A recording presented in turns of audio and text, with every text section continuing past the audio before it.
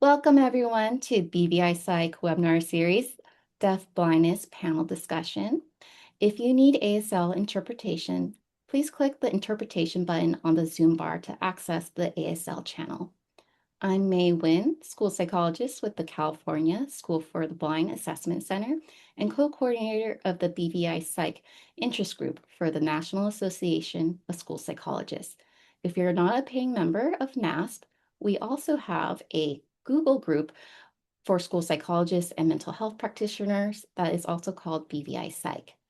We also have a lovely sister group for SLPs. That's a Google group as well. And links for these groups are in the handout. This school year, we're so happy to be offering a series of free webinars on various topics relating to working with blind, low vision, and deafblind students. Upcoming presentations and panel discussions, as well as links to previous handouts and recordings, are available on our BVIPsych webinar series page, and that will be linked in the handout you receive as well. So now on to our main event. We are so pleased to have an expert panel to address your questions on deaf blindness. We had so many questions submitted that we're not going to be able to address every single one in depth. We tried to group the questions along similar themes, and given the breadth of topics, we'll only be able to provide a brief response to each question, but we'll be providing resources for further learning in the handout. And a couple of our panelists had things come up and are not able to attend live, but provided input and resources that we'll include in the handout as well. So really appreciate, thank you, Stacy and Megan, for giving us resources and input to share with our audience. And now to our lovely panelists who are with us live today. We'll go ahead and have them introduce themselves, and we'll start with Darlene.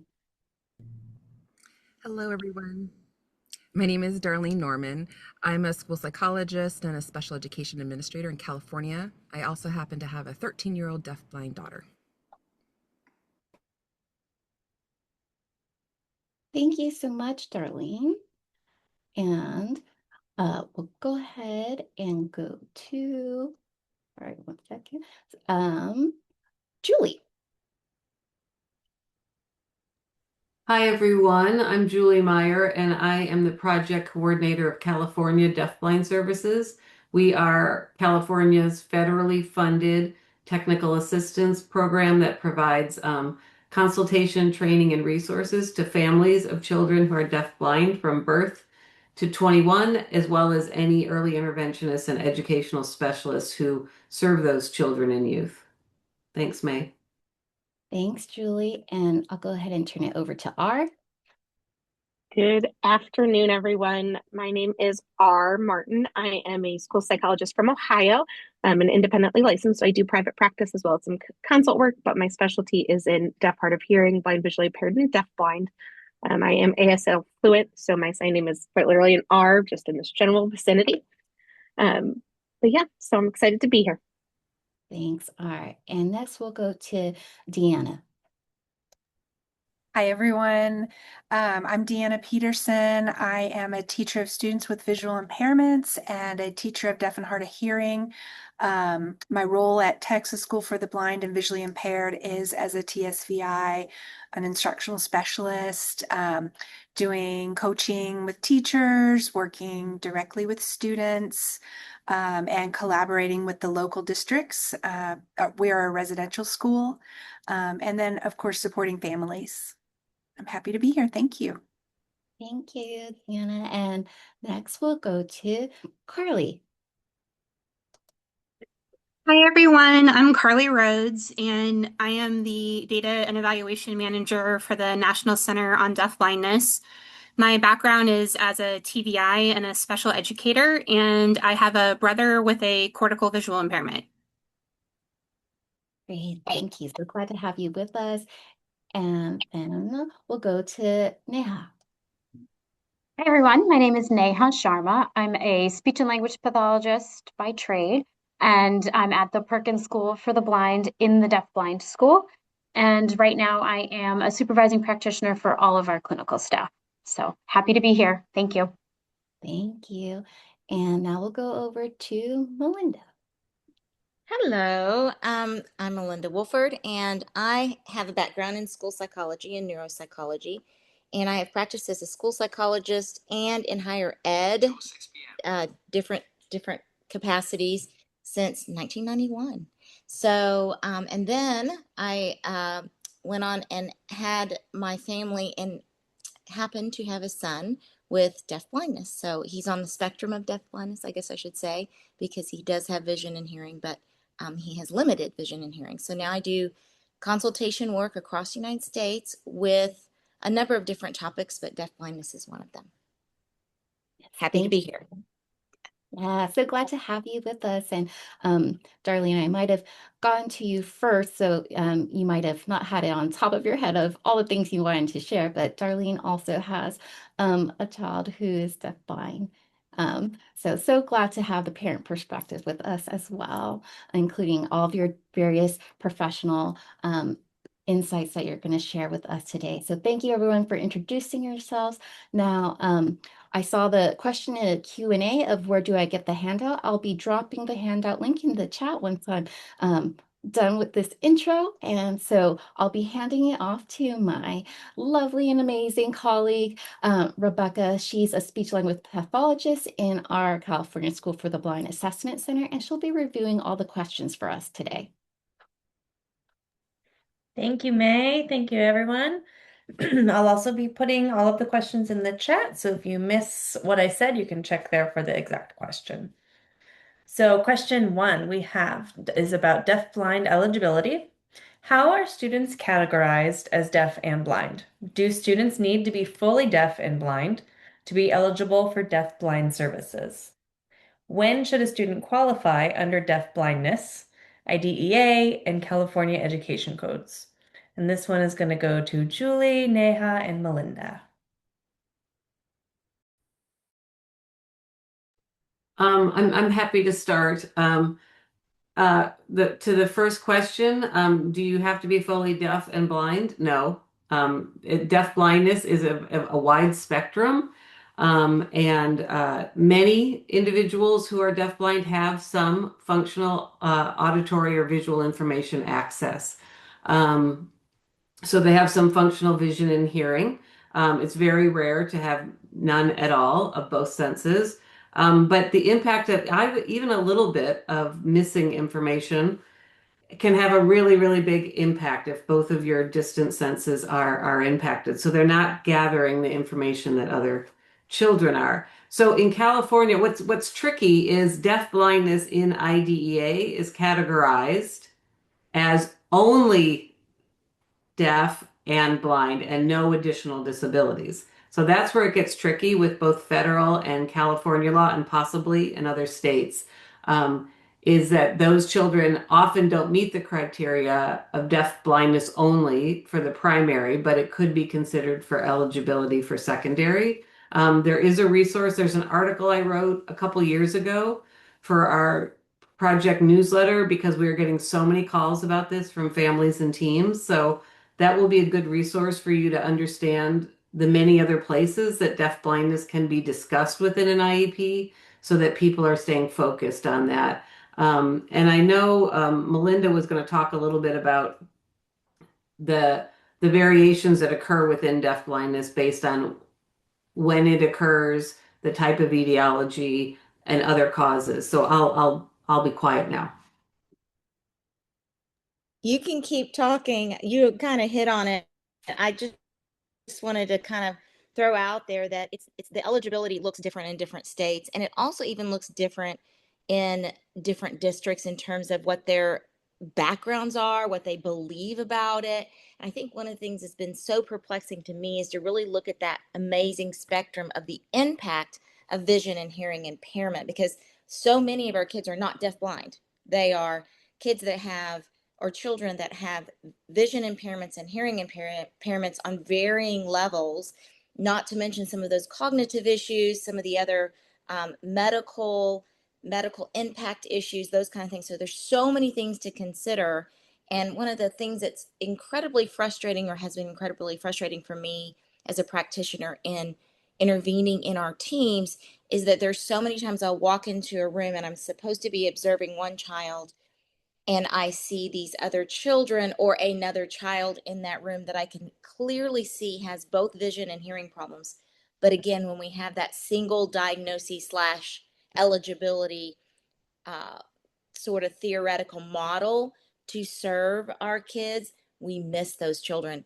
So I think it's really important to educate our school psychs, especially, and even our other educators. I'm sure there's plenty of OTPTs in speech out there, and even parents to say, hey, even though we have an eligibility of, let's just say, ID or MD, multiple disabilities, or even autism, if there's another main eligibility, we still as a team have to look at all of those areas that a child needs interventions. And so for my child's a great example of this. He is legally blind, worse in one eye than the other, but he has learned to maneuver his environment. Now, he also qualifies as a child on the spectrum of ID, intellectual disability, and that looks different in different states too. But at the end of the day, he has both of those cognitive issues. He also has a rare syndrome called CFC syndrome, which is a very rare syndrome, has a number of medical pieces to it.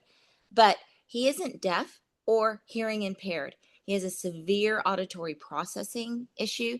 So in the state of Kentucky and in the state of California, I was able to get him eligible for vision impairment, not hearing impairment. But in the state of Kentucky, he is eligible as a child with deaf blindness because of those impairments in his ability to interpret what he hears. So there's a lot of variation, and it's just an amazing field because it's a beautiful spectrum of the impairments, when they happened, how they happened, which eligibility they fall under in terms of schools, what medical diagnoses they carry. Like there's a huge gap between the medical field and the educational field. Our educational field is meant to deal with deficits in the educational area, so we only have 13 categories, right? Well, the medical field gives all these different diagnoses, and that's very confusing, not just for parents, but also for educators. It can be very confusing for educators because a lot of our educators don't have the background that school psychs have. Sometimes school psychs don't get that background, that a diagnosis does not equal an eligibility in schools. So that I have a lot more to say about that, but I will stop talking and see, Julie, do you have anything else you want to add to that? Neha, do you want to say anything? I was just all of what you said is absolutely correct. I do think one thing to highlight, it is a team approach to get this eligibility. And I'm coming from Massachusetts, where we do put deafblindness on our IEPs as a category, and it is oftentimes our primary category here for eligibility. I know it's not the same across the country, but it's not needed to be on the IEP. However, like Melinda mentioned, that it is important to make sure those elements are captured throughout the IEP about their accommodations and modification needs due to their sensory loss. But I will also say that having it on the IEP is very helpful for placement, making sure your students are appropriately placed in a program that is going to address their dual sensory loss. And then, of course, it carries through transition processes into adult placements and, of course, in-home support as needed. So I just wanted to throw that out there as well. And Rebecca, I see your face, but let me just say one thing really quick, because the other question was how early. So the earlier, the better this is identified and put into the educational plan. That's really, really important. If it can be identified during the IFSP, so birth to 3, that's best. And where it's often missed are these kids that have brain base, so CVI or auditory processing difficulties. People don't think that's deafblind, and that is also deafblind. We could have a whole webinar on it. Thank you, everybody. So moving on to question 2, language acquisition in early childhood. How do deafblind babies and toddlers acquire language? What can be done to support language during early childhood? We'll start with Neha, and then we have Darlene and Julie. Wonderful. Thank you. I think one of the things that's most important is to understand your child or your students' sort of access to things in their environment. So we often start with nouns and verbs because they are a little bit more tangible. and meaningful for our students. We want to capitalize on their tactile sense as well. So things that they can touch and things that they can feel to map on that language for them. One of the things I want to really quickly talk about is that relationship building with our students and children with deafblindness at that young age. If they don't feel comfortable or safe, they're not going to be open to learning. So really very quick neurological, sort of physiological, neuroanatomy here. In your brain, sensory information comes in through the brainstem. It goes through the reticular activation system. It goes to the thalamus. And then the thalamus takes that information and decides where it needs to go to be processed. So in a typically developing sensory system brain, that information goes to the various cortices of your brain to get processed and then stored into memory. But in a deafblind brain, that sensory information is really coming in pieces, and it's very hard for the brain to kind of create that whole. So that information from the thalamus goes to your hypothalamus, which is your emotional center, and your pituitary glands. So they say, oh my gosh, something is wrong because I can't understand this information coming in. And then you hit your fight or flight response situation, and then you can shut down, close yourself off for learning. So the first step is to really build a trusting relationship with that individual so that when you are teaching them and giving them the vocabulary and the language, they're able to take it in. So I just wanted to put that out there. The way to do that is to pick things they enjoy, pick things that make sense to them, things that are meaningful, activities or objects, people. And of course, consistency and repetition are going to be your biggest supporters here. Thank you. Hi, everyone. This is Darlene. So I'm just going to make a references as being a parent of a deafblind child and the experience of what we went through. So I am a hearing parent, so sign language is not my native language. But one of the things that it's important to know that I knew as a professional is that young children may be considered appropriate to have hearing aids, cochlear implants, assistive devices. However, it's really going to depend on the hearing loss types and levels of their loss. Healthcare professionals, educational professionals, and parents may not know about the accurate levels of loss, and so early access to provide the child with these devices may be beneficial, particularly if families are not proficient with sign language. However, if parents can be encouraged to learn basic sign language or the formal languages of ASL, tactile ASL, pro-tactile ASL, that would be ideal to facilitate language development in as many modes as possible. So sign language and spoken native languages. For my daughter, she had access to spoken English, C-sign, ASL, an AAC device, and picture icons, both in the home and the school setting through birth through 5. And the team worked to do all 3 of these through my advocacy to help her, give her as many tools as possible so that way she can facilitate what communication works best for her. So she ended up gaining enough proficiency in spoken English and sign language that the AAC tool became obsolete. However, it was really vital in preschool, and we saw the benefits. It reduced behavioral challenges and increased communication. And parents may not be familiar with the concept of language deprivation if they're hearing parents. So providing them with a general understanding of this in the early years is really vital to helping the deafblind child develop stronger language skills, cognitive skills, and social emotional skills. And I have to say that the referral that we received when our daughter was at birth to 3 to the California Deafblind Services was extremely instrumental for us as a family, but also helping me to advocate for her to her educational teams. And it's also extended into the developmental disability services that we also access. So community is also helpful. If I could just jump on to what Darlene and Neha said. Darlene talked about language deprivation, and that's what I just want to stress, that young brains don't care how they're getting the language in. So we never think about that with a hearing child, that we're not going to talk around them because they're not talking already. So young children if they have hearing loss, if you can learn sign language or protactile or tactile sign, try to use that. I know it's hard if it's not your native language, but you are giving them that access to the information they're missing. So that's really, really important. And then and for early interventionists to really be supporting families in that. This can be there. A lot of these families have their kids have medical issues and all these other things, so it's a lot to take on. So try to support them in that. And then just play is a great way to be supporting language, and that's what we're doing with all young children. And then routines, just like typically developing sighted hearing children benefit from routines. Routines are really, really important with children who are deafblind. And then finally, the final thing to remind you is all children, you understand receptive language before you see them using expressive language. So don't think I'm using sign language, but my child isn't signing. I'm going to stop. Keep using it, and they will develop that the same way that hearing children develop spoken language. Thank you. Excuse me.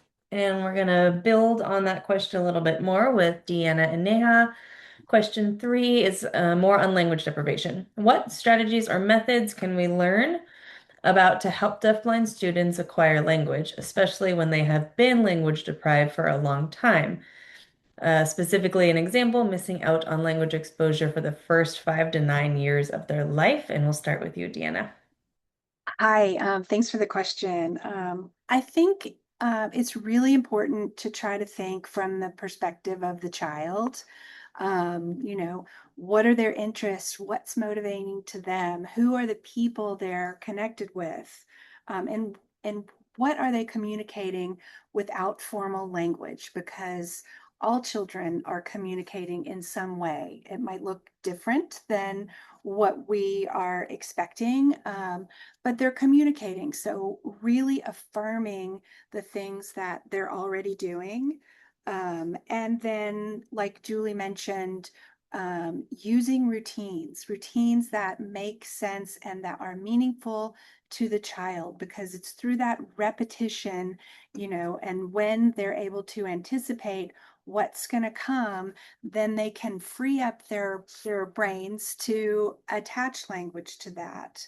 And parents are really good at this, but as teachers, we need to remember to find moments to follow the lead of the child, to let them be the leader, be the teacher, and us be the follower and the learner. I give the example of when a toddler blows a raspberry, and we are on pins and needles, and we directly imitate that and wait to see what they will do next.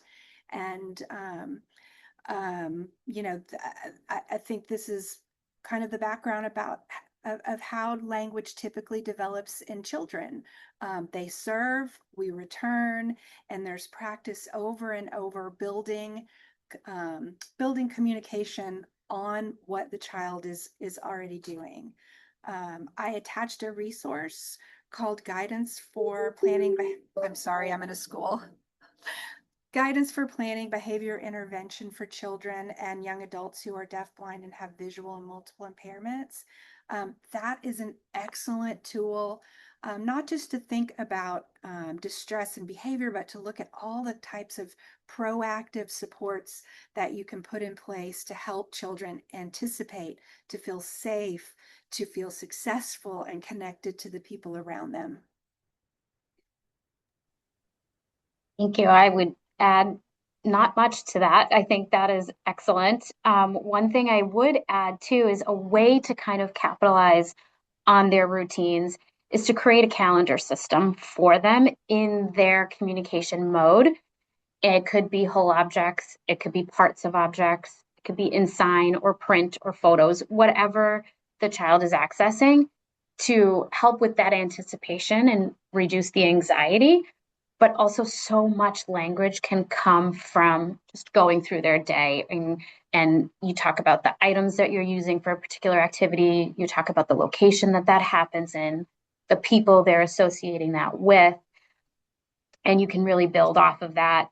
And another thing is to really keep that in mind of their real need for experiential learning.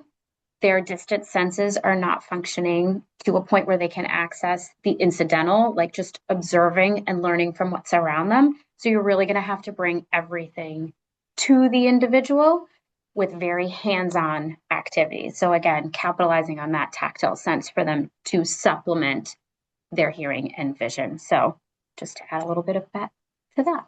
Yeah, I'll add one more thing that I've learned as a teacher throughout the years, that getting together with families and actually comparing notes, I think my child is communicating this, and here's how I know, here's what they do, because it might not look like a formal sign or sound exactly like a word, or but through the consistency of everyone affirming the communication and recognizing the communication and assuming intent, then the child will start to feel like, empowered to use what they know.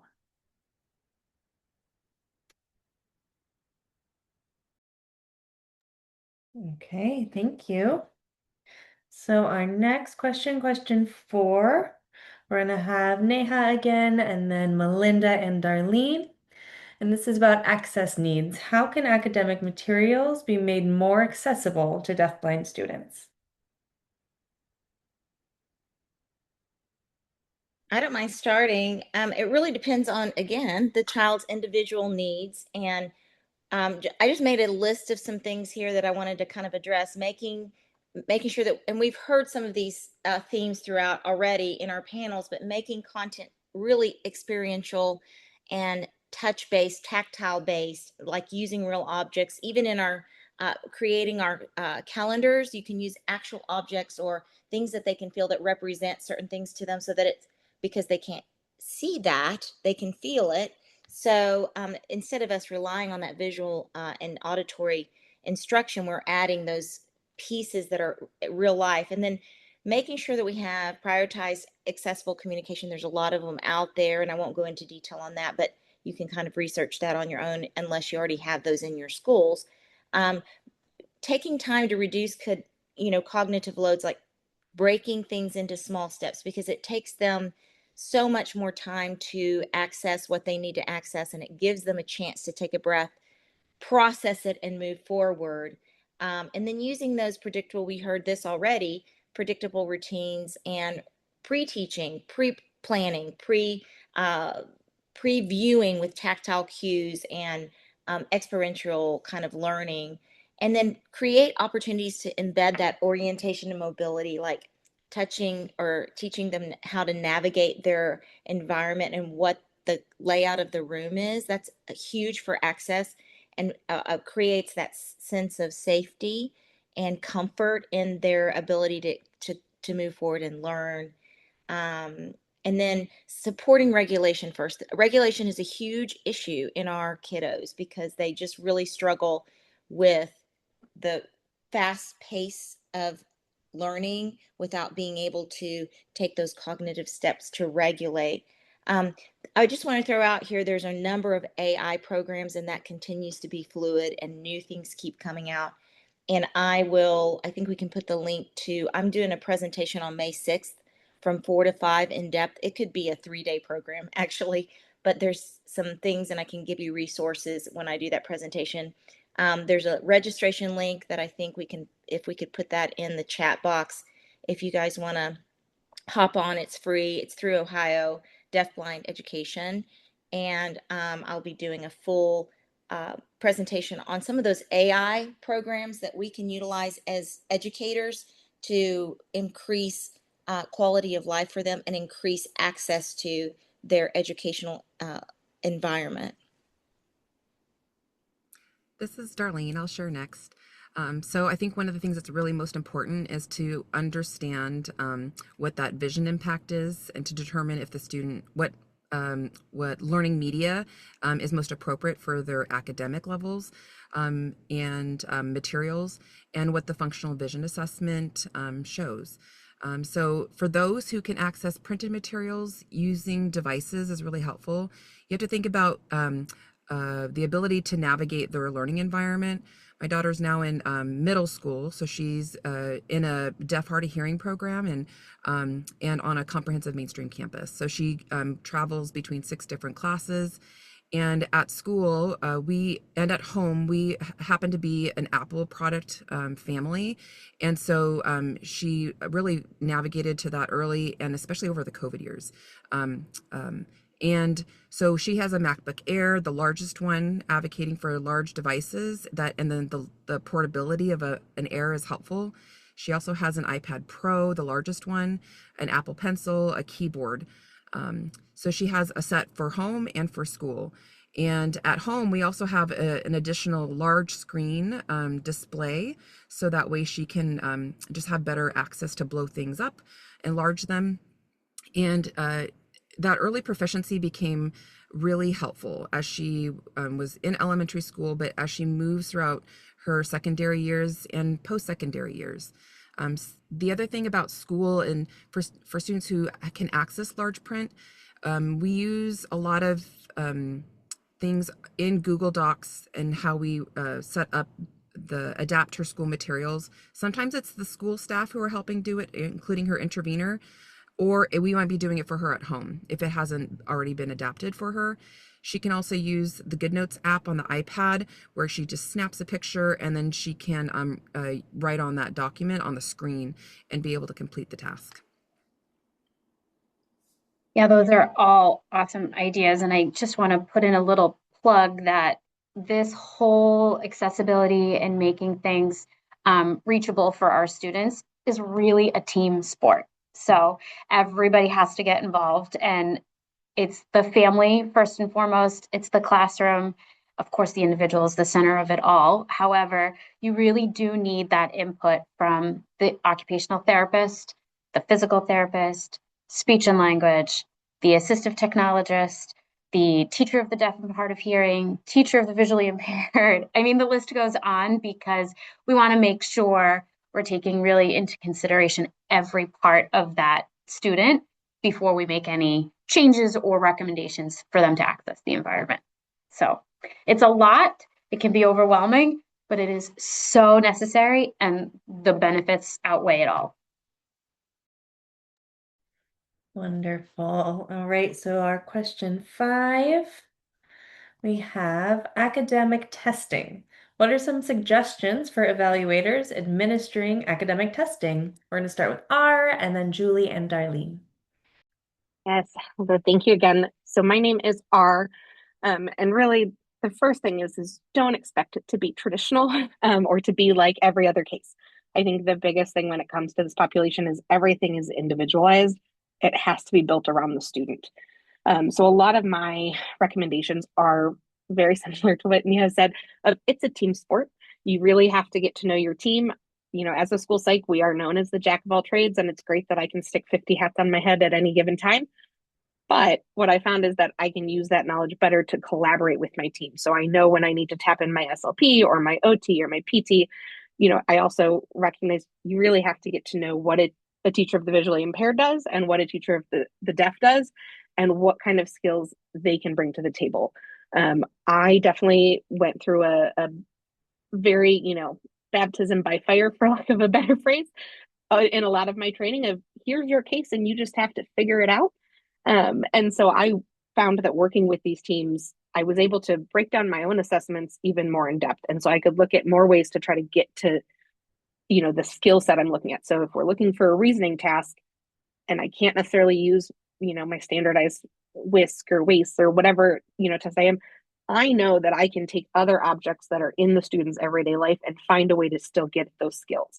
I know that I can, look at it from an expanded core curriculum and find more real life ways to kind of get at those skills, because as much as we love students who can do a standard assessment just front to back, that's not my everyday life. When I work with neurotypical kids, they tend to be preschoolers and they don't want to sit still either. So you really have to find those ways to break down those assessments into those specific areas and make it really, life appropriate. I know we talk a lot when we write reports of we have to make it parent friendly. We gotta, make sure everybody understands no, you got to make it so the kids understand what's going on, because this is the first time that anybody might even be interacting with them and acknowledging, oh, that's really hard to see, or you need me to move closer. Here's how we, start those advocating skills. And so my biggest thing is focus on what does the child need and work with the team members who are working with them daily of how large do they need this when they're doing a worksheet in class, what's that look like, because it'll give you an idea of how you can adjust your materials to meet there. And just be open to expect the unexpected, if you will. Wow, that was great. I have very little to add, but a few things. First, I think we have to remember that it's with academic testing, obviously you got to think about access, but we're not just thinking about access to the materials, but also access to, I loved what you said about their personal experience. Like there might be a lot of concepts and requisite knowledge, like background knowledge that they may not have because they didn't have the same access to incidental learning early on. So that's one thing. So that individualization is important. I think you also need to remember that you're going to be using a variety of methods. So you will be interviewing people that know the child well, which will always include the family. Family participation is critical. You'll be doing observations. So some might be very formal, but others might be structured, some will be less formal. And then the specialists really need to know the evaluation tools that they're using and know how they can be modified or adapted for a child that has both vision and hearing issues. You will probably need a lot of extra time. You will definitely need a lot of extra time. So plan for that. And I think you have to think about if an interpreter or an intervener needs to be available for access. That's another piece of the access. And then the best assessments I've seen for academic assessments are teams that work together and actually develop a combined report. Because when they do that, they start to see commonalities in terms of what they're finding about the students' strengths, as well as areas of need or potential areas to target goals. And then the final thing is that you have to go way beyond standardized assessments in terms of shaping the IEP and developing those accommodations and goals. And I did put into the notes a number of resources. This is the good news. The National Center on Deafblindness has developed a great group of resources that are available in almost every area that we're going to be assessing a child. So you'll have access to that and can look into that later. Darlene? This is Darlene. So what you'll notice is that nobody's mentioned a particular tool. And so that's intentional. And I'm just going to highlight, if you're unfamiliar with the Riot ICEL matrix, RIOTICEL, want to encourage you to research that. We can provide a link for resources, but curriculum-based measurements, formative and summative assessments for academics will help. And then I did come across a recent save the date. It's called the Essential Tools for the Trade for Teachers of Students who are deaf-blind. There's a training. It's through the Texas School for the Blind and Visually Impaired. We'll put a link in the handout for you all. Thank you. And Darlene, we're going to continue on that thread, Darlene and R, with this next question. Assessment interpretation. You said you're not using a specific tool, but the question is, what assessment tools are best to evaluate overall cognitive ability? What advice do you have on the ethical interpretation of testing data from the public school?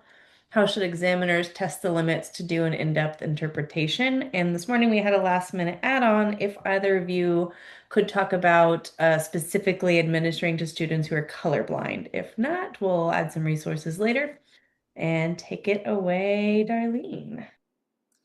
So I mentioned the matrix. So I just want to highlight that. And also what R and Julie said earlier, I'm a huge fan of multidisciplinary reports that are combined and that they're theme-based versus test by test, which I often see out in the field. So I want to encourage people to think about their template of the report that they're going to build for cases for students who are deafblind. And the reality is that, there's qualitative information is going to be most beneficial because frankly, the numbers that we can obtain from standardized testing just frankly aren't going to be real or valid in situations. And what's most helpful is the description of what the student can do when they're presented with certain tasks or areas that are being assessed. And then when we think about testing the limits, we don't want to discount what the student might not know based off of not having exposure or that incidental learning. They might actually have higher skills than we might have information on. And so we want to continue to go beyond what we think the limits might be. And one of the things that's probably the easiest to talk about for testing the limits is the timed tasks. So I like to think about is, does a student need more time to do the same tasks as peers? And so being able to extend the time, like 50% extra time or double time, and that they're able to do the same number of complete like an average number of items accurately in an extended time can give us some information about, you know, time as an accommodation. But essentially a lot of the information that you're going to get from testing is going to help you with identifying what accommodations and or modifications will help with the student. And I'll just go back to the ISIL Riot Matrix. Definitely look at information that's already available. Interviews, observations are going to be key. And look at the learning environment, the curriculum, how the instruction is delivered will be other ways to assess their learning. Thanks, Darlene. I'll just kind of tag right on that.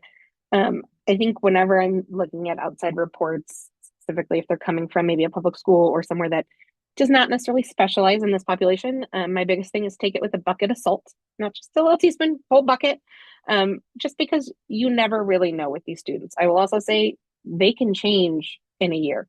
So the evaluation that you got last year could be completely different by the time they arrive in your building. So I find that a bucket of salt is generally required. Not to say that the data is not helpful. Typically what I find is that I just have to really know how to read that report from the perspective of somebody who's not coming at it with the expertise of this is our bread and butter. And so knowing, you know, those scores that they're giving me are probably going to look much lower than what the student might actually be able to do, because like John said, our standardized assessments are not made for this 1% of the population. It's made for everybody else. And so using it to be more qualitative and really looking at what is the viewpoint from the child? What are they experiencing? What does their day at school look like? And recognizing, you know, what are the expectations we have on them? Are we saying we're comparing them to their same age gen ed peers? Or are we comparing them to other deafblind students? In which case, you know, you have a whole bucket of issues in that it's not a very heterogeneous group. You know, so what is that expectation? What are their needs to access their education? I have had deafblind students who need support in every aspect of their being. I have had students who are twice exceptional, where literally I was like, I just want to test you because I know it's going to be really exciting for me. You don't, like, we have no cognitive concerns for you. I just, you know, it's a nice thing to be able to kind of get that other end of the spectrum. So it really does kind of vary student to student. In terms of a specific tool, like Darlene said, we don't really have one. I would say that the Woodcock Johnson 4 used to be one of our favorites because there was a Braille and there was a large print version. Unfortunately, May shared news at NASP that they're not planning to do that for the 5th edition because it's, you know, iPad administration. So there's not really a go-to tool. It varies a lot on the student. I will say I do way more observations when I work with these students because I have to see how are they accessing their curriculum in the classroom. The teacher has already broken the code in most of the cases by the time we get there, unless we're doing true initial evaluations of, hey, this is how they're getting their material in class. Great. How can I mimic that with my assessments or with tasks that I can look at to gain those same skills of, you know, what supports do they need? And typically it results in a report that is much more individualized to them and talks about here are the specific things they need. In terms of the assessment, because I veered, apologies. In terms of the assessments and colorblindness, a lot of the assessments, if you read the manual, I know we all love that phrase of just read the manual. They do normally account for a lot of that. Some of the publishers are really good about picking colors that are typically not going to be an issue. You do have to know what kind of color blindness the student has. So typically, if that's a concern, I would say make sure you have the most updated either like medical outside evaluation with their vision, or at least do the basic kind of the shapes with the secret numbers and different colors, and make sure you know what they can and can't see.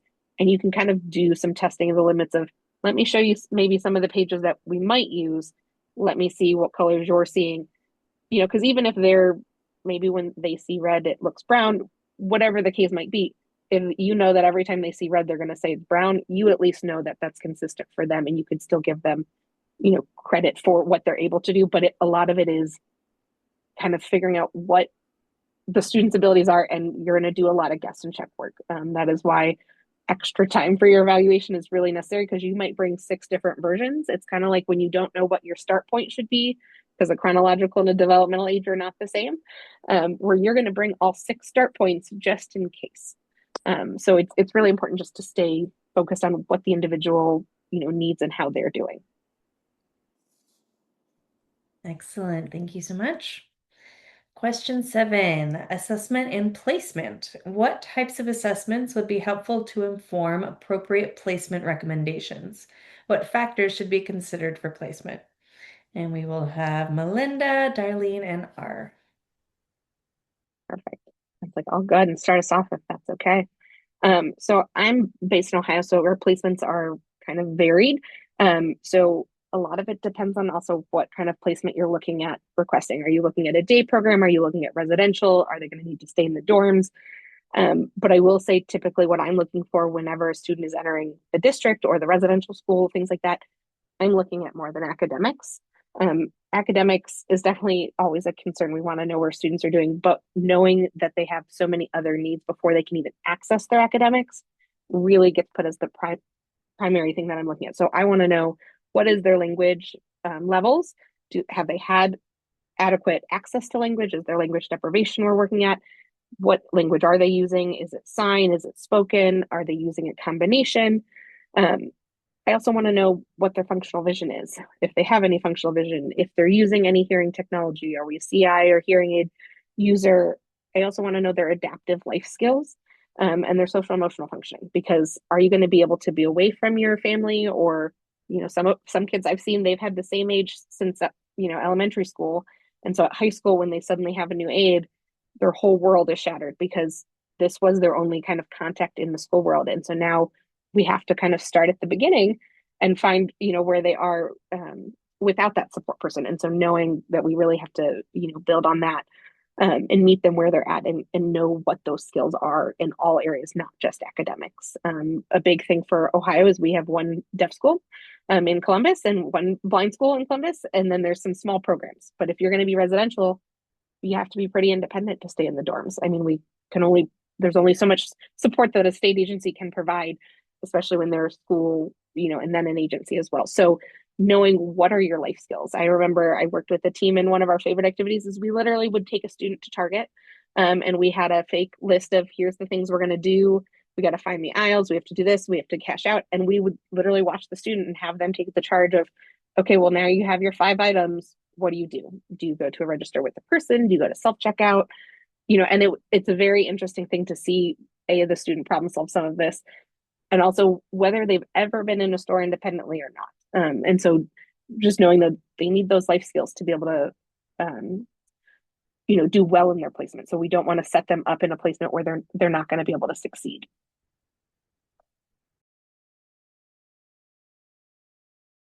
I'll take it from there a little bit. That's awesome, R. Great references. I really want to, I have a lot to say, but because of time, I really want to emphasize looking at the expanded core curriculum. That's really important to address all of those areas of need. And so we've got a set of expanded core curriculum that we look at with children who are on the deaf and hearing impairment spectrum.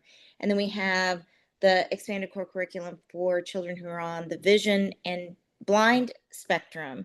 So there's 9 areas on the vision impairments, and they're looking at compensatory and academic skills. So what they need there: orientation, mobility, social interaction, independent living skills, career, education. So what are we preparing them for that might come along a little bit later in their academic career, but it's something we need to pay attention to. What are their sensory skills? What is their efficiency in sensory skills? Looking at their self-determination, their ability to set goals and make decisions and self-advocate. And then recreation and leisure skills. What are their hobbies, sports, and social leisure activities?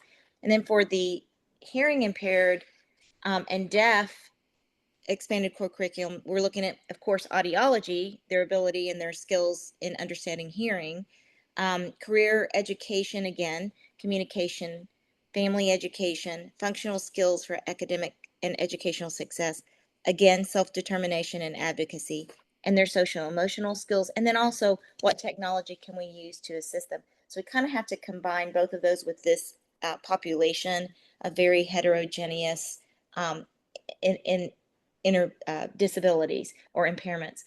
So it's a really difficult question to answer unless we are, and we've said this over and over again, with this group of children / young adults, we really have to do it as a team and focus on what's functional for them, including all those observations and all of the team members and their importance and what they say or have to provide us in terms of information about that child.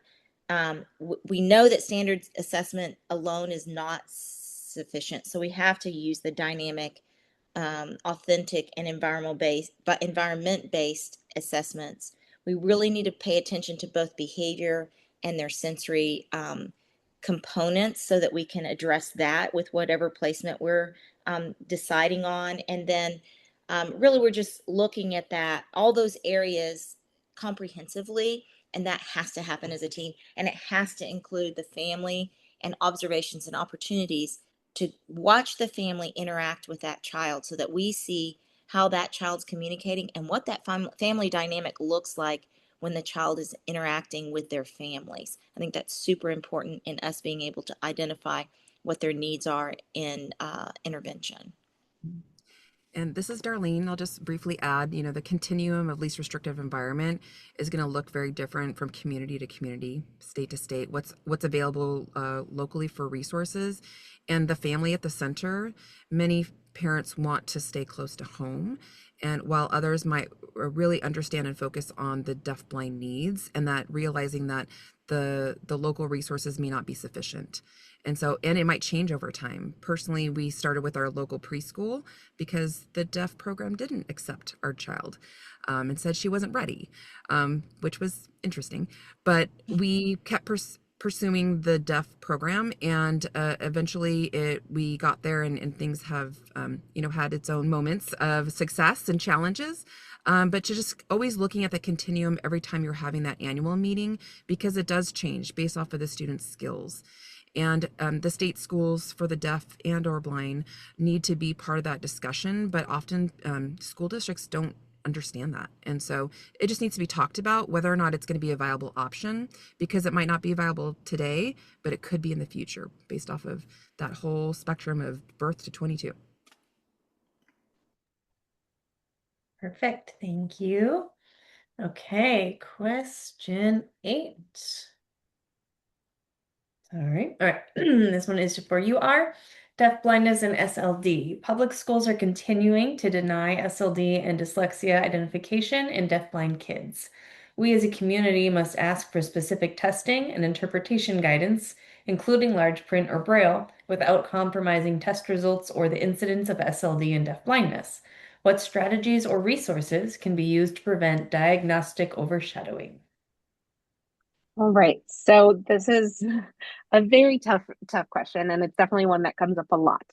I think the biggest thing to note is, I think it's fair that any school psych, at least that I've ever talked to, would agree, nope, a student who has a sensory loss, either hearing, vision, or the combination of both, can 100% also have a specific learning disability. The biggest thing to note, though, is it's not necessarily going to present like it would for a student who doesn't have that sensory loss, because they're not managing their environment through different means of access. And so it's going to present differently. I know I've definitely worked with students who are blind, who are deaf and deafblind, who have learning disabilities, and the way I get at identifying them is very complicated. I have some extra barriers in that I am based in Ohio, and Ohio likes to only use one identifier for a student to be eligible. So if you have more than one disability, you are multiply disabled. Doesn't matter what the combination is. So there's a lot, you're picking the disability that is the primary. So for my kids with sensory loss, typically their deafness, their vision, or the deafblindness will be their primary.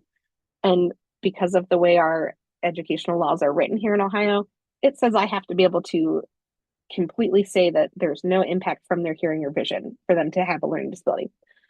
Obviously, I can't do that. So in my paperwork, I'm never necessarily saying, yep, they formally have this learning disability. I'm having to use phrases like, similar to a student who would be diagnosed with a learning disability, these are the strategies that are going to help them. But a lot of my work goes into, having to really break down those assessments and look at those areas in a way that is accessible for the student. So for my kids who are ASL users, what I see is typically they will finger spell at an angle. They can't necessarily go straight across because you're still having that visual processing. Those are things that psychs who do not know ASL might not realize. An interpreter isn't necessarily going to tell them that. So you really have to know how these things can look in our students who have vision and hearing loss, especially the combination of both. So it's really, really important that we kind of look at all of those areas and work with your specialists in the state. In Ohio, there's not many of us. I am one of the only ones specialized in these populations for Ohio.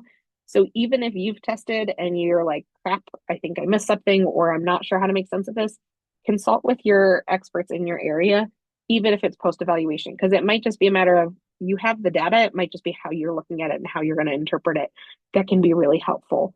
So just knowing that you can continue to have that consultation and that support so you can really pinpoint what the concerns are for the student. What I always tell parents is it doesn't really matter how we identify or label, kids. The important part is what services do they need and how can we support them?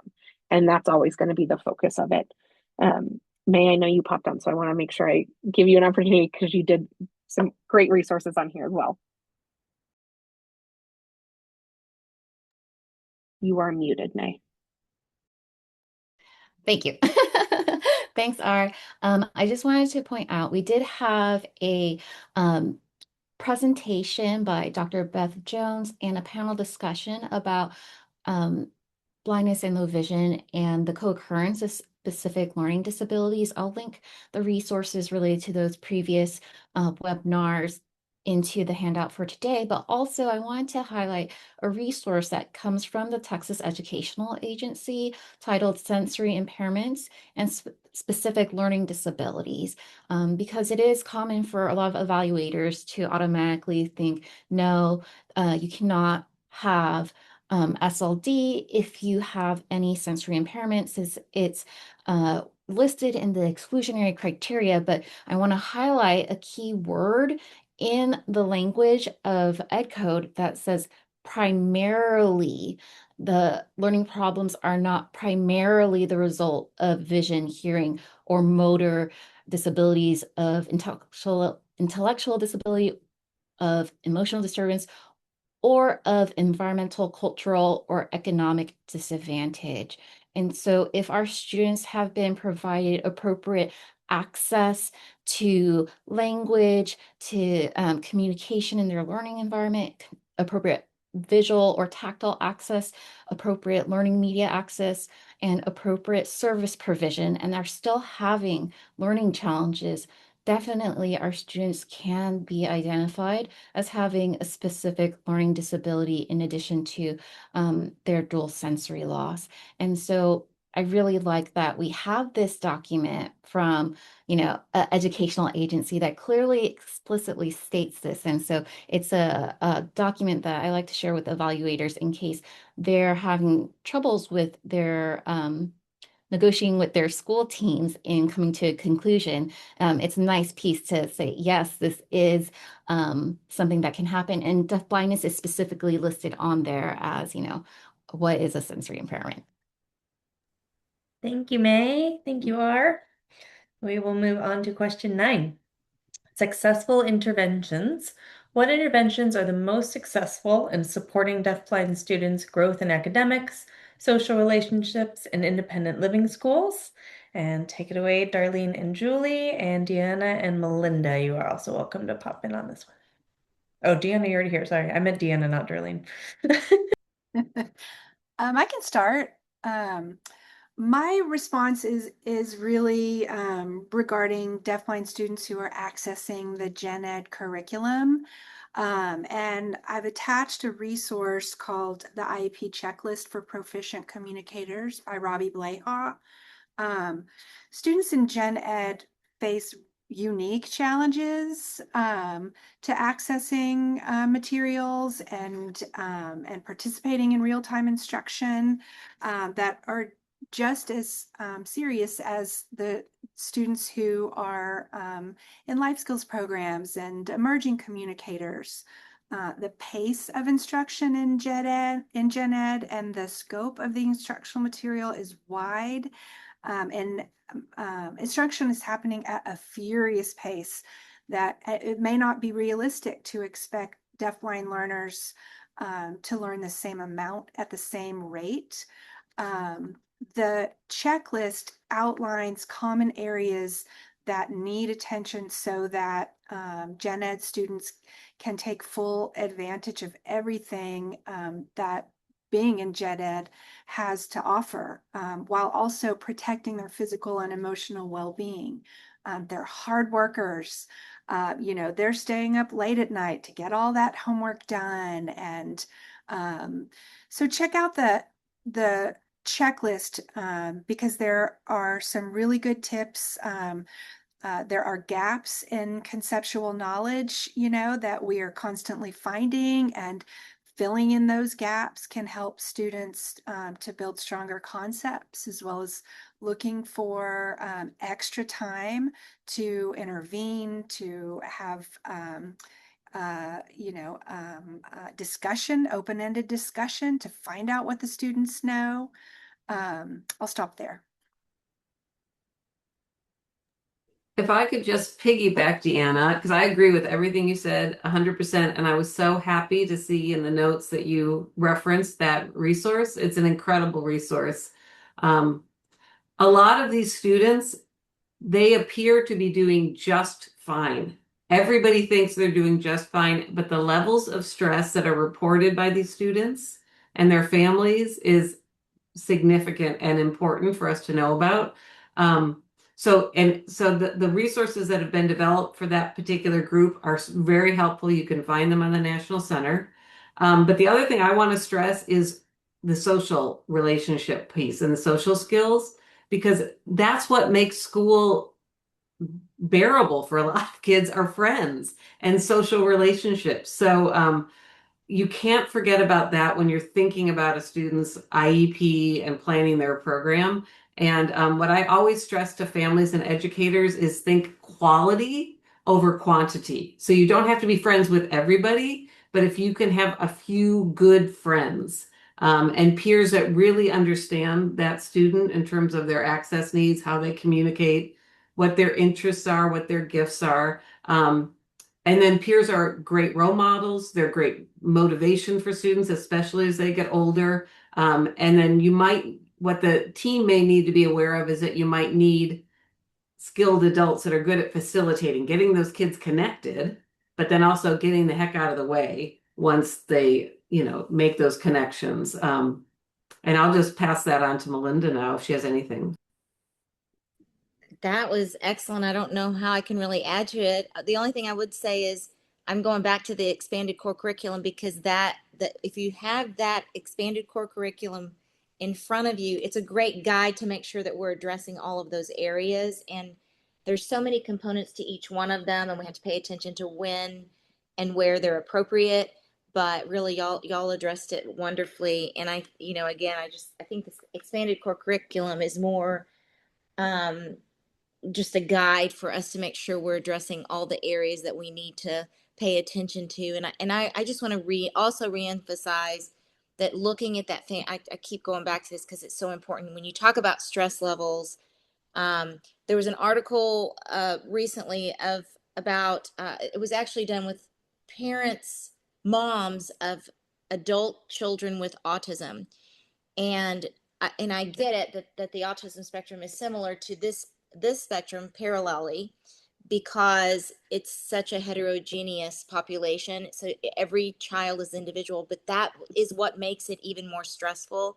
And what they found in this article was that mothers carried the same level, if not more, stress, cortisol, as soldiers in combat.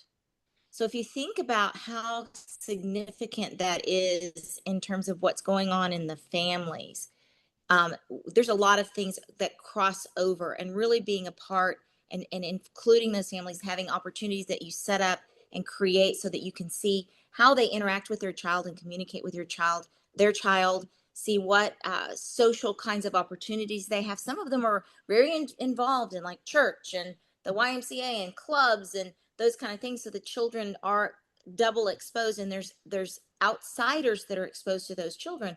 Whereas you have some families that, because of the dynamic of their family, that child runs their family and they are isolated and they don't go to church and they don't go to the grocery store. And there are so many things that they lack those opportunities in because they don't have those opportunities to engage in their environment. So that's important too, because that's just as important for us to address as the academic and, things that we're doing in the school system. Excellent, thank you. Question 10, deaf blindness and additional needs. What can we do to support deaf-blind children with additional concerns, such as orthopedic involvement or who may not have formal language, and their families? And we'll start with Neha, Darlene, and Julie. Wonderful, thank you. So I read this question from my speech and language brain. And one of the things I would recommend is when you know there's this concern of other things that are not being able to be addressed in a timely manner or appropriately because the individual can't communicate their needs at that moment, we need to figure out, with the whole team approach, what are the issues? What are some specific vocabulary that we need to teach our student so that they can be their own self-advocate during those times of uncomfortable, like braces don't feel good, or I'm hungry and I need something else, or this wheelchair strap is digging into my shoulder, right? So we do need to look at it, for me and from my lens of speech, it's what type of vocabulary? Do they need body parts? Do they need to know that, like, general, something's wrong, come check me out, if they don't have enough vocabulary to build a sentence? And we know their patterns. We know through the family and the classroom teacher what their typical signs of distress are. And so what we should do is start mapping on language to that, saying, oh, I see that, you're moving around a little bit, you're squirmy, maybe something's not fitting right. Let's take a look. And the more you do that with the constant repetition and constant mapping with the repetition, it will be super helpful for the children to start building that association and learn that language around it. So I read that question through my speech brain, but I do want to say again, team approach, kind of problem solve together. And honestly, like a lot of things with our students, it's trial and error. You're going to try one approach, you're going to try something. If it doesn't work, you're going to pivot and try something else. And eventually you will get there, no worries. But again, I would start with that cause and effect of something's wrong and here's a solution, and start pairing them together. Darlene, do you want to go or do you want me to go? I'm just going to make a quick statement. I think one of the things that we don't talk about enough, and I know schools and IEP teams have a responsibility, but I just want to empower parents to go beyond the IEP. Like, the school team cannot do everything in a 6-hour day. It really takes the team of educators informing and helping families to look for resources beyond the school as well. And so we are fortunate to have a really supportive system in California through the regional center and through Medicaid waivers, and have access to a variety of resources, because the extension of this in the home and community is really vital. And so I just wanted to make that statement. Thanks, Darlene. And yes, agree 100%. And now that we have 60 seconds left on this question, I have to say that this was a question to me that stuck out the most, because this is my background, working with kids with extensive support needs, and we could have 2 webinars just on this. And this is also the largest group of children who are deafblind, those that have additional disabilities. If you're not already connected with your state deafblind project, I really encourage you to do so. They have resources, they have the training, the expertise. And then the other thing that I think I notice most about this group of students is that they're often underestimated and misunderstood. So I've got a few takeaways. This is when I jump on my soapbox. First of all, you have to presume competence and expect that they're going to grow and make progress, and recognize their potential. Do not get focused on labels and deficits. It will not help you in teaching these children. You have to understand that everyone seeks connection and can communicate, but a lot of these learners are going to do it in very atypical ways, and it's going to take a lot of time and creativity. I love that Neha said, keep trying a different way then, right? So it takes a lot of creativity to figure out how to build that connection. That's also what they're going to be looking for. You're going to build communication because you've built connection with them. They trust you. You must collaborate with other educators and service providers and the family. That's the way you'll have an efficient, positive program, and you have to use that whole child approach. So that means that you might have to give up like the thing you want to focus on, like their physical therapy goal or their speech goal, and learn from the other experts on the team. What is the best approach to take? What are the interventions I should use? And then you're sharing that with others. So you really have to prioritize what's the most important need for this child or way forward. You have to plan for extra time. These children will need repeated exposure and repetition and practice with all these routines and lessons. So don't make it boring, like not just rote repetition, but repetition so they can develop the concepts and skills that they need. But then you also, with these kids, they have a small window sometimes, especially kids that have medical issues and physical issues. They've got this small window where they're actually attentive and present and available to learn. And that's when you've got to find that sweet spot and take advantage of it. So you've really got to be flexible that way. And I have a bunch of resources, again, from my favorite resource center, the National Center on Deaf Blindness, that I'm sure will be put in that shared document. All right, I'll step down off of my soapbox now. I love your soapbox, Julie. All right, so moving on to mental health. Do you have any mental health resources that can be shared with families of young children and young adults who have combined vision and hearing loss? Thank you, Carlie and Neha.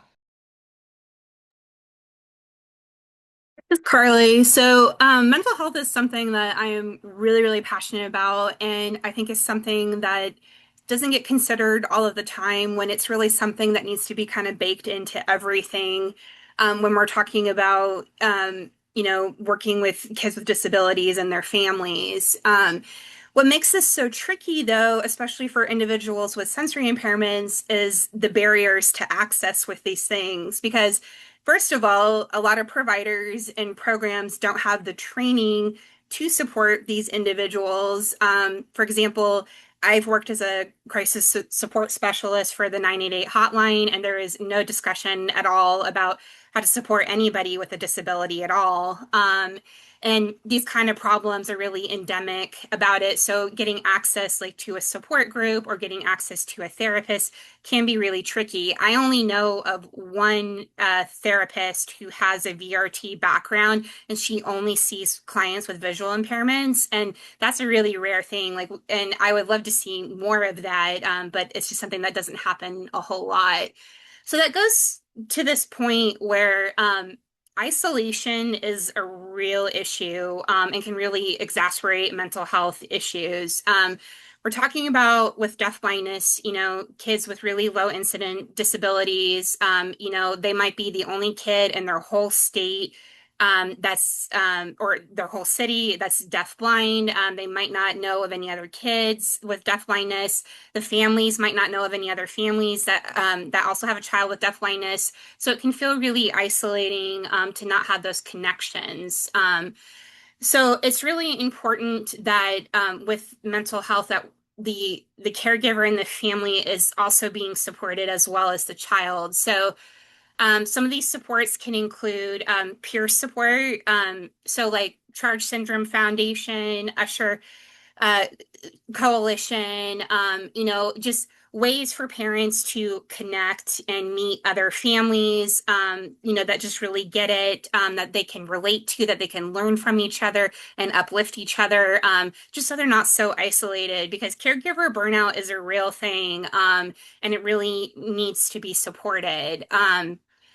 Coaching is really important as well too. So having early intervention providers get in there as soon as possible to provide, therapeutic interventions so families know how to teach their kiddos, self-regulation, and those types of things.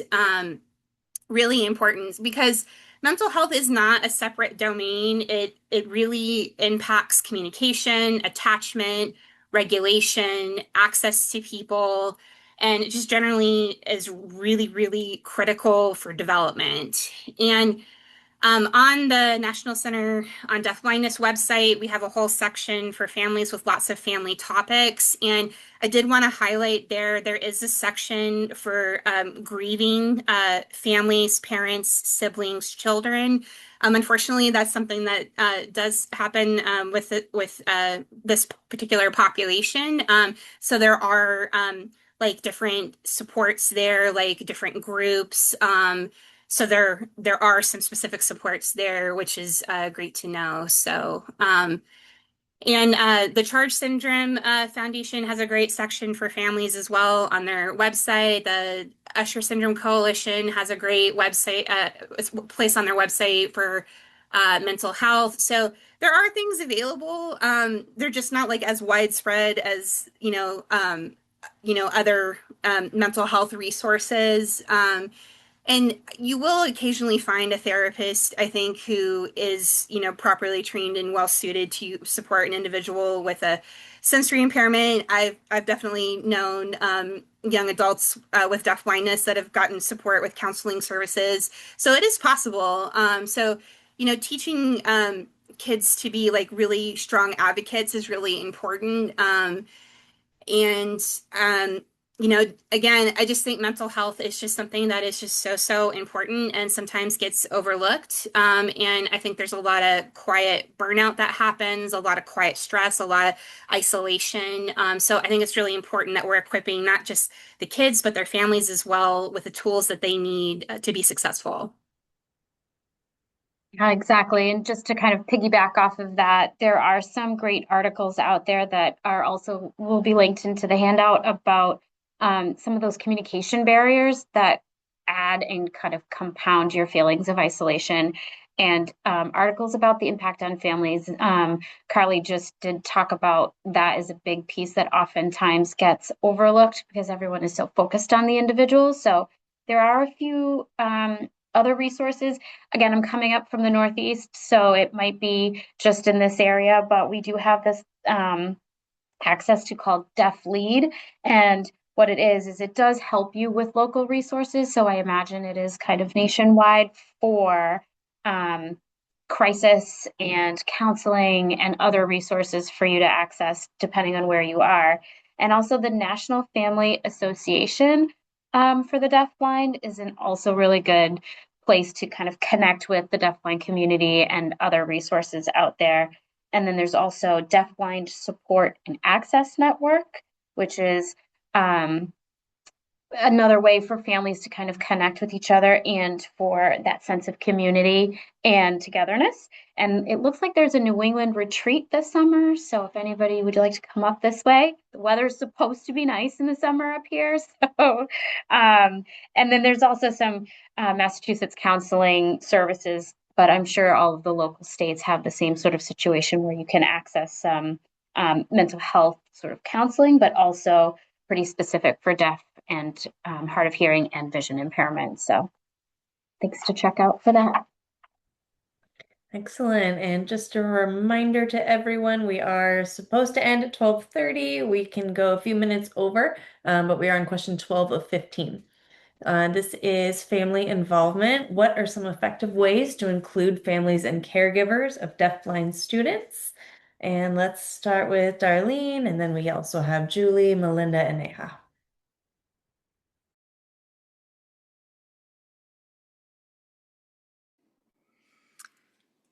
Well, this is Darlene. Involving the family, I think is going to start, especially with the early intervention team. That was our first introduction, and helping to start that positive relationship.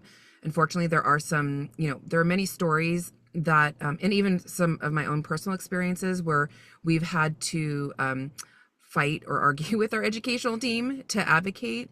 And so being able to build that bridge with parents and caregivers is extremely important.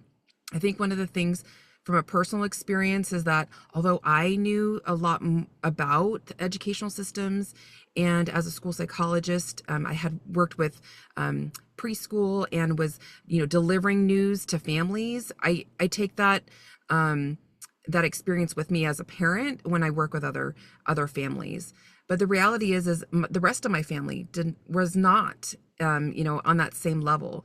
So there's going to be differences between, two parents, grandparents, extended family, and their hows and the whys.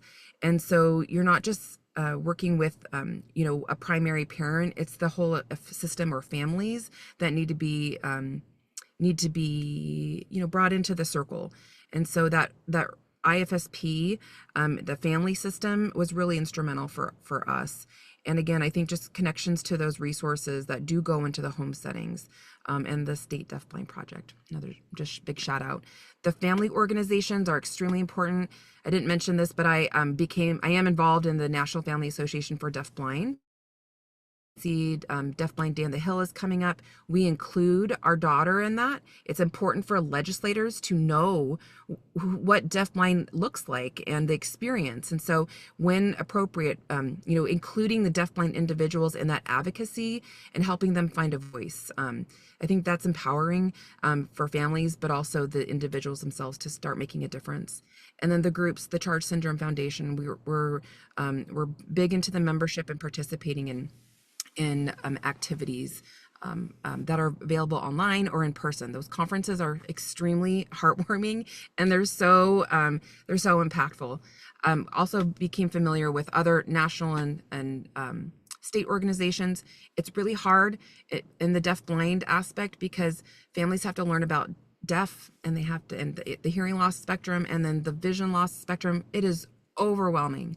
So meet parents where they're at, but I think give them as much information as they can, even if it's just for them to research later.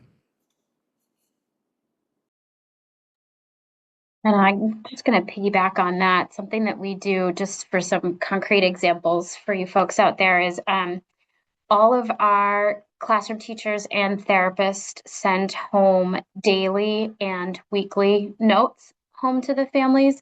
Those are either print or email, and those are separate from the IEP. We get those progress reports, we get those data. We don't need that. We want to know, and we want to share about their student, about what they like, what they didn't like, what give them joy, how they interacted. So it's really anecdotal.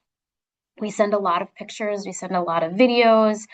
For all of us speech folks, we do trainings for their communication system. So sometimes that's in person, but we are a residential school as well. So sometimes it's over the internet. And in that openness of like, email me anytime, call me anytime, happy to support, here's what they're doing, is really important. And I think, Darlene did mention that you want to include the whole family. And I have just this one little story of, I would send my notes to my family and I would get these requests every other minute from random people requesting access to my video. And I'm like, I don't know who this is. Do I give this? And it turns out it was grandparents and aunts and uncles and everybody else. And so that in itself is very inspiring. And I would encourage you all to do these it is not very time consuming. It seems like a lot, but once you get writing, your own love for that student is coming through and you write it all out and it is so appreciated on the other end. So regular communication, home notes, videos, they go such a long way. I love that. I'll segue off you now, Neha, because that is beautiful. And I think the families just provide so much more than what we can ever get alone in our educational setting. And we aren't used to that part. And so there's not a lot of natural or organic opportunities for us to see how families are interacting. But one of the things I've really learned is what that dynamic looks like if we can't get it organically, we need to create opportunities for us to see those families in the community, create like picnics or whatever it might be, or some kind of party. Just make something up so that you can see how they interact. Invite the grandparents, make sure the aunts and uncles and cousins are there. The cousins are like, these kids a lot of times develop relationships with the kids that they spend the most time with. Who do they spend the most time with? Their family, their aunts and uncles, anybody that's involved. And that it takes a village. It takes a village. And I'm just going to, I know we've got to quit, but I'm going to end with this one mantra. Okay. We need to also be very careful about how we approach the family.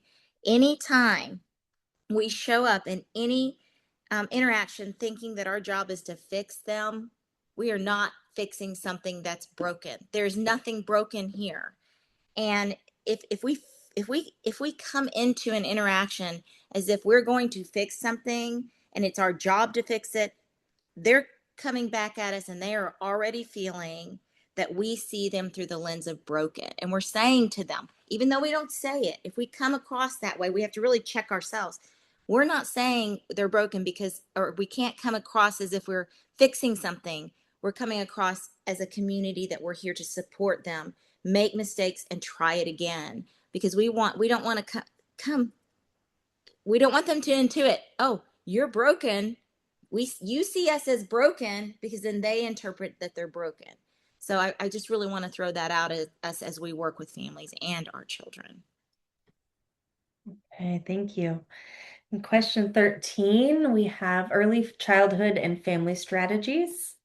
What are the most important strategies for coaching families of very young children with Usher syndrome? And we'll start with you, Julie, and then R. Thanks. This is a great question. There are many different syndromes that can lead to deafblindness, and Usher syndrome is one that is very unique in terms of the child may have some profound hearing loss or some hearing loss at birth, or they might not have much loss, and it's going to be coming up. So it's really about the family being prepared for what's coming in the future. And typically these kids, their vision is fine in the beginning. And so they're seeing their child as a sighted child, and then that starts to change in adolescence and in adulthood. So I think helping the family prepare for what lies ahead in the future and helping them understand that there are tools, there's equipment, there's a lot of assistive technology that's out there that's going to help their child and support their child as their vision and hearing changes. Depending on the type of Usher syndrome, it will be important that the family has good information, especially about language access, because they're going to need to make decisions early on whether their child is going to be raised in a household where sign language is one of the forms of main language, and in a school setting like that, there's a lot of early decisions for them to make about potentially hearing assistive technology or things like hearing aids or cochlear implants. So just being really supportive to families as they go through this,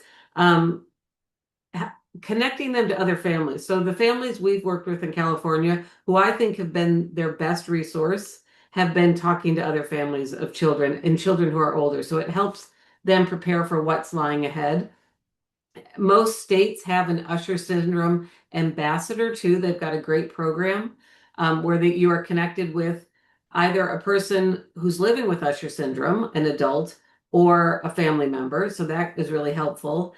And then the other thing, as families are ready, and some families are like really ready for this right away. They want to get right out there and advocate for their child and for every one of their child's needs to be addressed and everything to be just right in terms of their accommodations and services.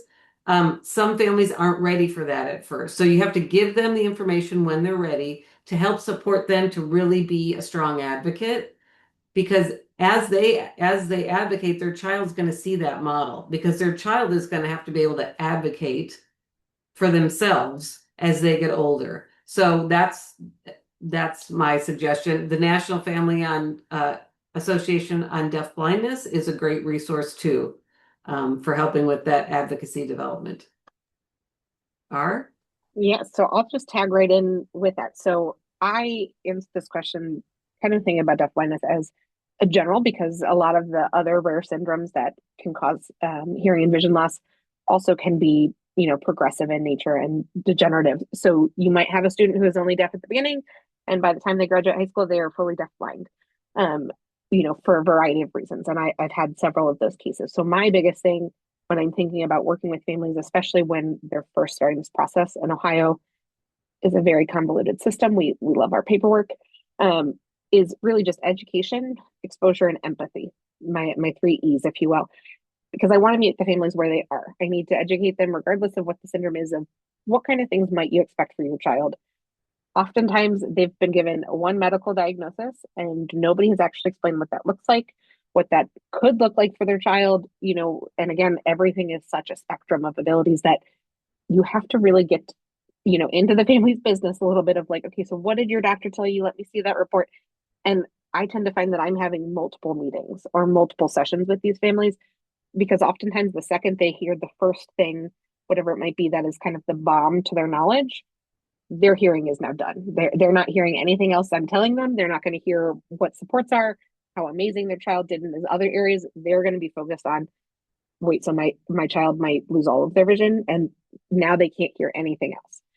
So being very cognizant of where is the family at. I often will, I'm the opposite of most school psychs, in which case I encourage families to get advocates.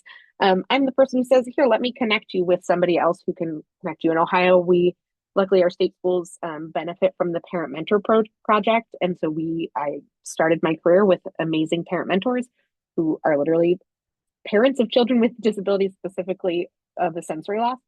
And so I could collaborate with them and say, okay, here's what my dad is showing. You've worked with the parent in a more, peer-to-peer, where they're at mental health wise. What are they going to be able to hear me? Is there a way I should approach this? What kind of things can I do to really meet the family where they're at? And I know we're very short on time. So that's my big thing is use your resources, find your parent mentors, find your peers that can support with the family, and know that it's going to be uncomfortable and to break it up. I'm unfortunately a psych who's made many parents cry because I was the first person who was brutally honest with them. You just have to be kind, but brutally honest. Thank you so much. And we have 2 more questions if you're able to stay with us till the end. If not, this video will be posted. So our question 14 is for you, R, orientation and mobility.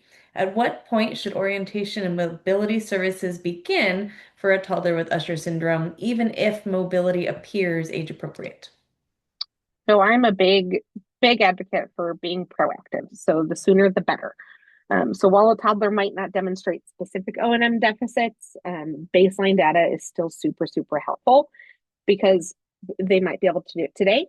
Next week, it might look very different. So anytime we can get data and have it about the child, especially with syndromes like Usher, where we know that there's likely to be a change, the sooner we can kind of get that baseline and say, great, this is where they're at. These are skills that we might need to support, the better.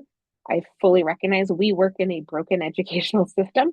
And so proactivity is not often able to be used. So sometimes it is, needing to just know that you always have to kind of double check that when it comes to your evaluations. I know Stacy Colley wasn't able to join us today, but she did note that, key takeaways, really important to monitor, specifically with those degenerative conditions.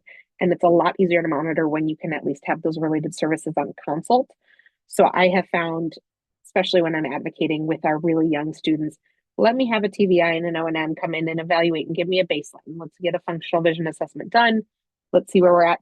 If they don't feel like they need any services and, depending on what the medical diagnoses and the syndrome might be at play, then I can kind of vary it with the team. But it gives the team an opportunity to ask those professionals, the O&M and the TVI or the TOD, hey, what are things that we need to be aware of for these students with sensory loss, especially if you're working with a team who might not, eat, sleep, and breathe these populations. This might be your one kid out of 100 that you serve that year. So bringing in that specialist to at least be a consultative support to the team is really, really big. And knowing that you're going to have to continue to monitor it because these young kids, they just change so quickly. turn it back over to you, Becca. Thank you so much. Excellent. So our last question, research and support. How can I, as a graduate student, help with research or support the deafblind communication? And this is for Carlie and Julie. Carlie, you're the person that did this, so you go first. Yeah, this is Carlie.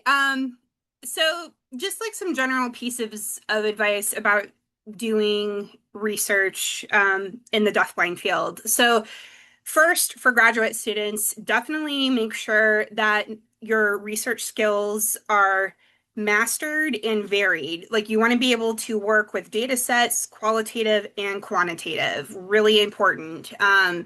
You want to be able to do different types of studies. You want to be able to do case studies, work with big data sets and everything in between. Really study the literature, find out where the gaps are, where you could, get a good research study in and figure out what topics are good. And then once you have a topic and you've done your study, present at a conference, connect with professionals at these conferences.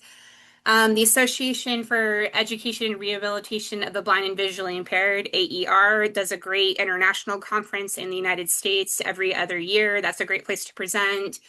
The Council for Exceptional Children has the Division of Visual Impairment and Deaf Blindness, so that's another one that's great to present at. And then there's Deafblind International. So yeah, so basically just making sure, you're presenting at these conferences, that you're connecting with professionals. There's a lot of these divisions and committees also have like student roles. So that's a great way to get involved without a huge commitment to learn and get connected to people. And I would take it from there. Yeah, I agree. What's nice is that there are a lot of conferences that have carved out places for graduate students. The Charge Foundation is one place I can think. They actually have a program, a fellowship program. So that's every other year they have their conference, but they bring together people from many different areas of research and fields of study. And then I always tell people just getting to know other professionals and families of children who are deafblind and deafblind individuals themselves. I mean, that will, I think, kind of help you spark some ideas about areas of interest that might be lacking or insufficient that they, again, talking to the people who it's impacting the most. Those could be considered as areas that you might want to further do some research.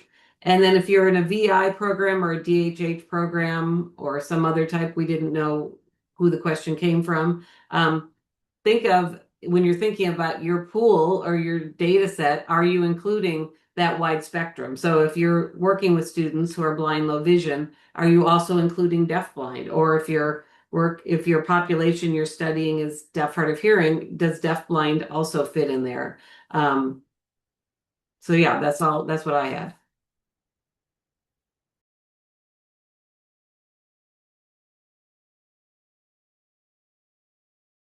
All right. Thank you so much, everybody, for being on our panel and for our ASL interpreters and the panelists who were able to stay to end for hanging out here for the last few minutes to provide your insights and knowledge and experience. I know it's been such a valuable learning opportunity for all of us, and there's been a lot of thank yous in the chat, in my email. So people are really appreciative to have this learning opportunity from such a rock star panel.